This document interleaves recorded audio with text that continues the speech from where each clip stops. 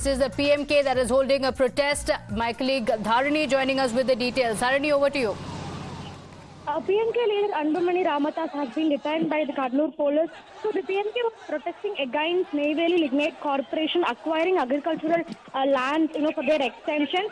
So this issue has been going on since today morning, and PMK, leader Anbumani Ramadoss, along with the party's cadre, he was protesting in Kannur against this, move by the NLC. And during the protest, there was a clash between the protesters, and the police. The police had to resort to lathi charge and water cannons to bring the situation under control. As the situation was, unfolding in a violent manner, the police had to detain PMK leader Anbumani Ramadoss along with, hundreds of, the party's cadre to bring the situation under control. So definitely the situation is kind of tense at the moment in Kannur. Hundreds of farmers, they are protesting against Neyveli Lignite Corporation for acquiring agricultural lands.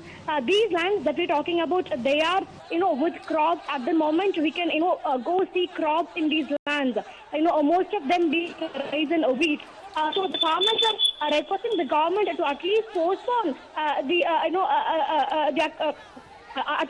postpone this development. They are requesting the government to instruct the Neyveli Lignite Corporation to wait until their crops are, yielded, so that after that the process may start. But the Neyveli Lignite Corporation doesn't seem to wait for the farmers to pay heed to their request. The acquiring has already started. In fact, the NLC has taken tractors and lorries and JCPs, several other machineries to the location, and they've started started clearing the agricultural lands and crops there.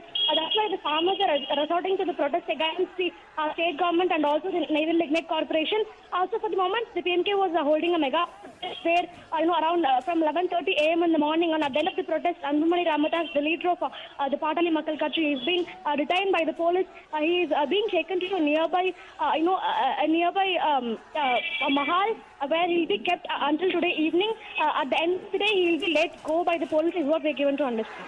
Okay, all right. So we're seeing the PMK workers protesting against the state government to stop acquiring fertile land for the Neyveli Lignite Corporation of India Limited and seeking an exit of NLC from Tamil Nadu. But that hasn't happened. Today is the second day of the land acquisition taking place.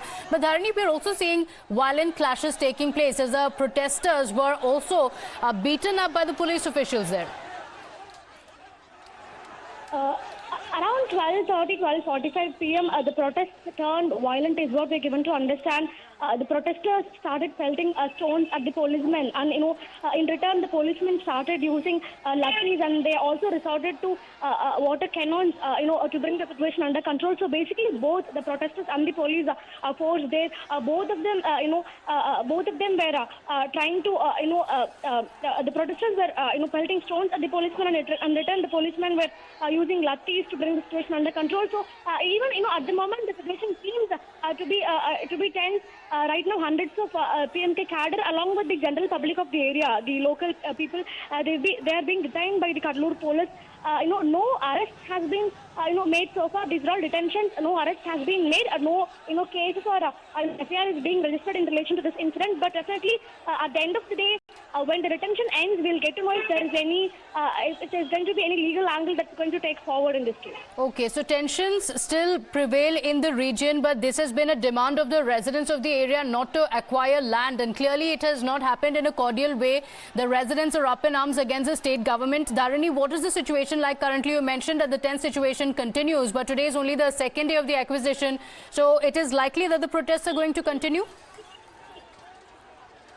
Definitely, the protests are likely to continue because, the state government has told the people of, Kannur, especially in the farmers in the agricultural lands, that they will be providing a very good compensation amount, amount that is a multi-fold compared to what is the market value. But despite that, the farmers are not ready to, accept the government's offer. They are resisting the government's offer at all costs. They are telling that they don't have any belief in the government, because in many projects, be it any political party, we look at governments promising compensation money, but at the end, after the project commences, after the land is acquired, the farmers are telling that they might not get the promised compensation money, and they might also lose their livelihood because they are going to give away all their agricultural lands in case of this project is coming up. So they are telling that they don't have any belief in the government, and that the government has either, they should either drop this plan, or they should, change this plan to some other location, not in the agricultural land, is what the farmers are putting forward from their side, the demands. But on the other hand, the government is also not stepping back. They are telling that this particular location where hundreds of acres of agricultural land is is occupied.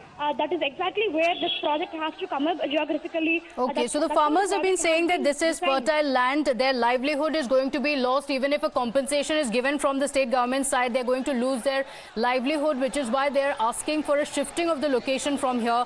But the state government not giving in. In fact, we are also seeing visuals of tear gas shells being fired.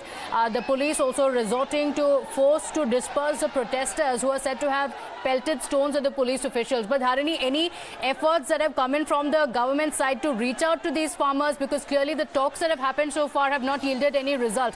Any efforts that are being reported of the state government trying to reach out to these residents to assuage their fears?